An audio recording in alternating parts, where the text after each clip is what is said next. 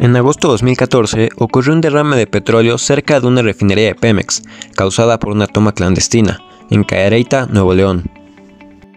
El petróleo derramado se extendió por kilómetros a lo largo del río, contaminando arroyos y acequias, causando un ecocidio y grandes consecuencias en los pobladores de la región. Para entender mejor el problema, ¿qué es el petróleo? Es una mezcla compuesta de hidrocarburos de estructuras simples o más complejas, formados principalmente por átomos de carbono e hidrógeno, aunque algunos pueden tener oxígeno, nitrógeno, sulfuro y algunos metales, dependiendo de su lugar de procedencia. Estos compuestos orgánicos pueden encontrarse en diferentes estados de la materia: líquido, gaseoso y eventualmente sólido. Los hidrocarburos son la fuente de la que derivan otras sustancias orgánicas, tales como el combustible fósil. Estas son las propiedades físicas y químicas de los hidrocarburos vistos en clase y del agua. Primero, el metano tiene una masa molar de 16.04 gramos sobre mol, una densidad de 0.6 gramos sobre metro cúbico, y es el estado gaseoso cuando está a temperatura ambiente. Su punto de ebullición es a los menos 161.7 grados Celsius y es poco soluble en agua.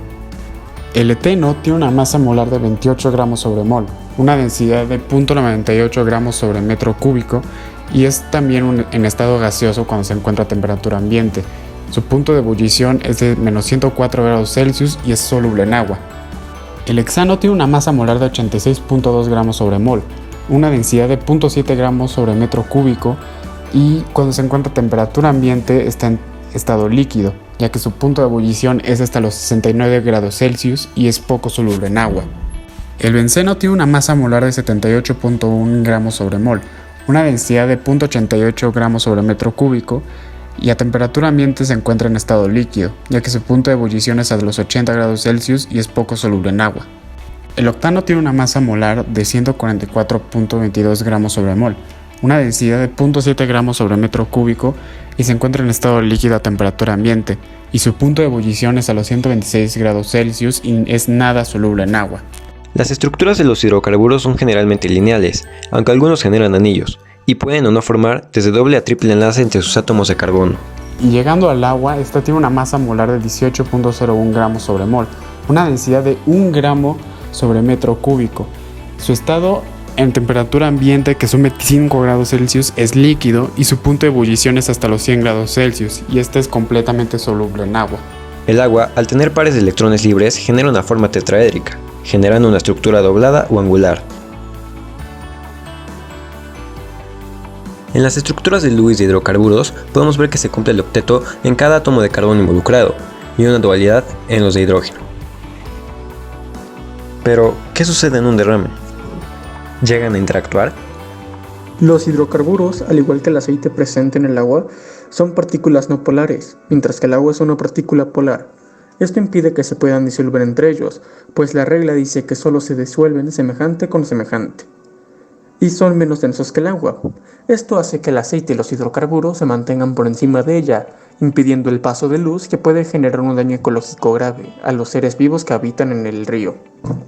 La viscosidad de un hidrocarburo estará relacionada con sus fuerzas intermoleculares y la temperatura de la zona.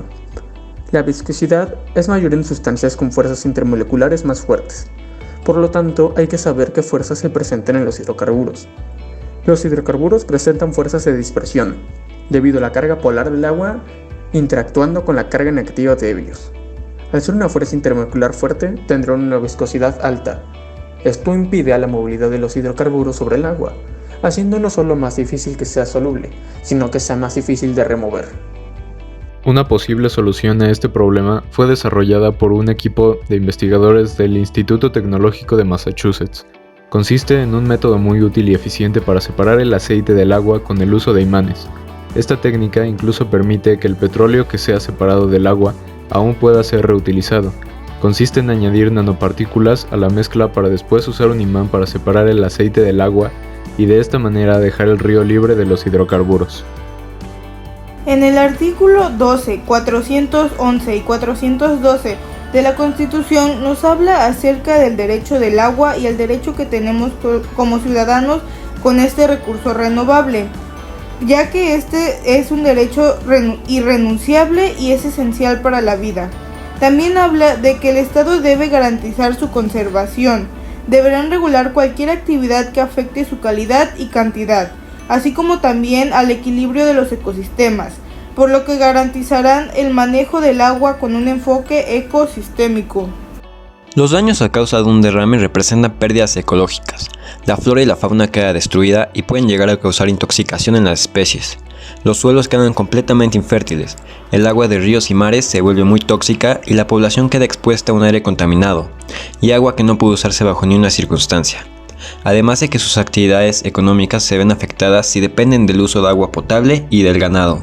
En cuanto a la reflexión, creemos que es necesario que la sociedad haga conciencia sobre el impacto ambiental que tienen nuestras acciones.